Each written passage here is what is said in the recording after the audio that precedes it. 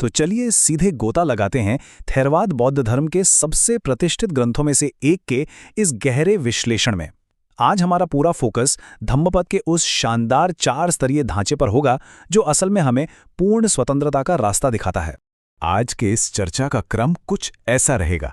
सबसे पहले धम्मपद की खोज, फिर आज के समय में मानवीय भलाई, उसके बाद कम और भविष्य, फिर अंतिम लक्ष्य की खोज, पूर्ण अरहत का स्वरूप और आखिर में सबसे अहम चंचल मन पर नियंत्रण।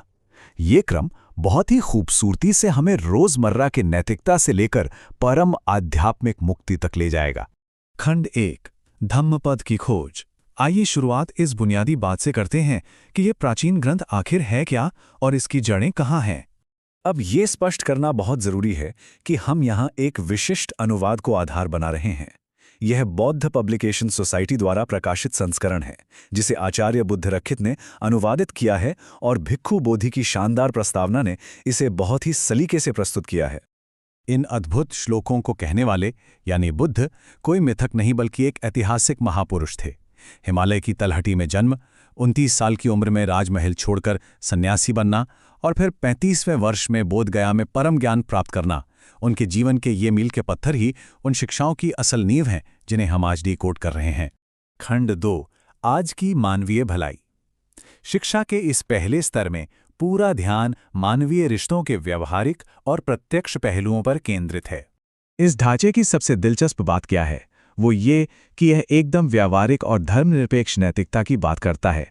कोई ईश्वरीय फरमान नहीं, बल्कि व्यक्तिगत सत्निष्ठा, बुराई से दूर रहना, मन को साफ रखना और 5 शीलों का पालन करना। यही वो चीजें हैं जो इस दुनिया में सद्भाव और शांति के लिए सबसे ज्यादा मायने रखती हैं। 5वें श्लोक का ये विचार तो जैसे सांसारिक उलझनों को सुलझाने का एक मास्टर की है। ये एक ऐसा शाश्वत नियम है जो हमें बताता है कि कड़वाहट को सिर्फ और सिर्फ प्रेम और सहनशीलता से जीता जा सकता है। शत्रुता को शत्रुता से कभी खत्म नहीं किया जा सकता। खंड 3, कर्म और भविष्य के जीवन। चलिए देखते हैं कि कैसे ये ढांचा सांसारिक नैतिकता को उठाकर एक बहुत ही बड़े ब्रह्मांडीय परिप्रेक्ष्य से जोड़ देता है।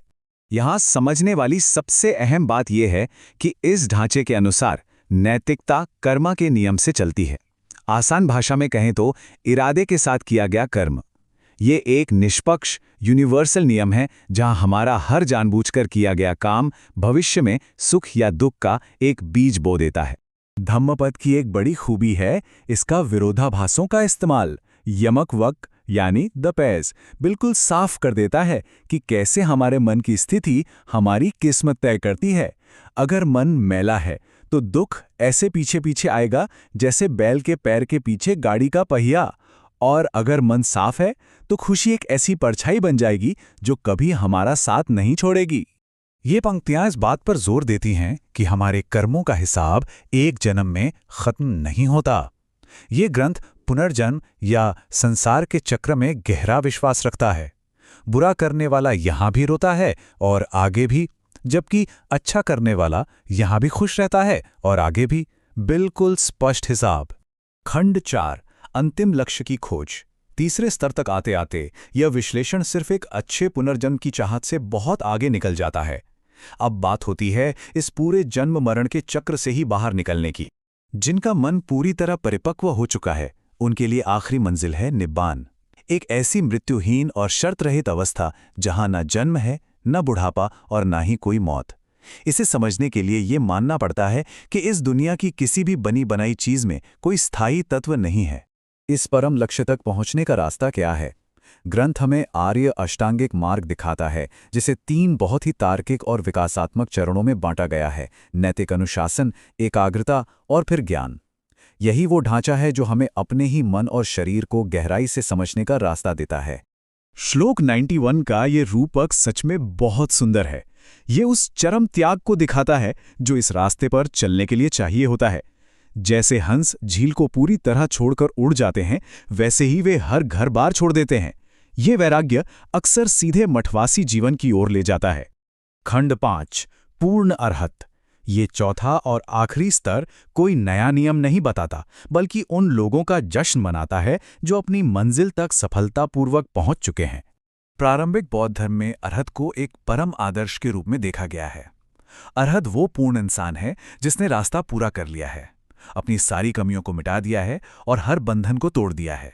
ये इस बात का जीता जागता सबूत है कि लालच, नफरत और मोह से पूरी तरह मुक्त होना 100% मुमकिन है। इस श्लोक की कल्पना देखिए कितनी अद्भुत है। यह एक ऐसे आज़ाद मन की बात करता है जो इस दुनिया में अपना कोई भी निशान नहीं छोड़ता।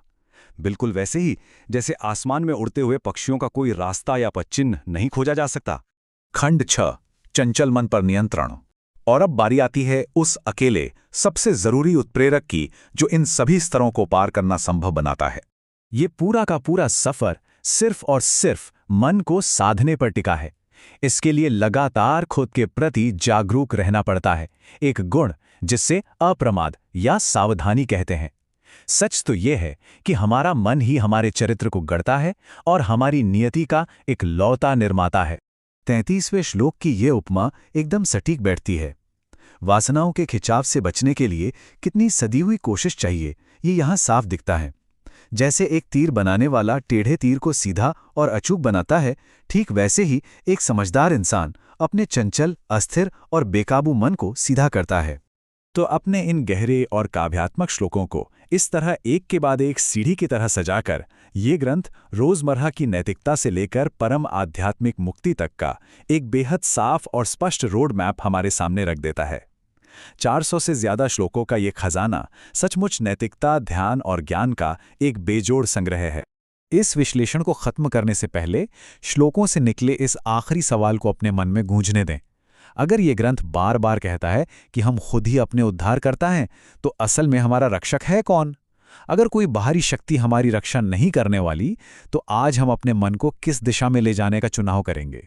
ये एक ऐसा गहरा सवाल है जो हमें बहुत कुछ सोचने पर मजबूर कर देता है।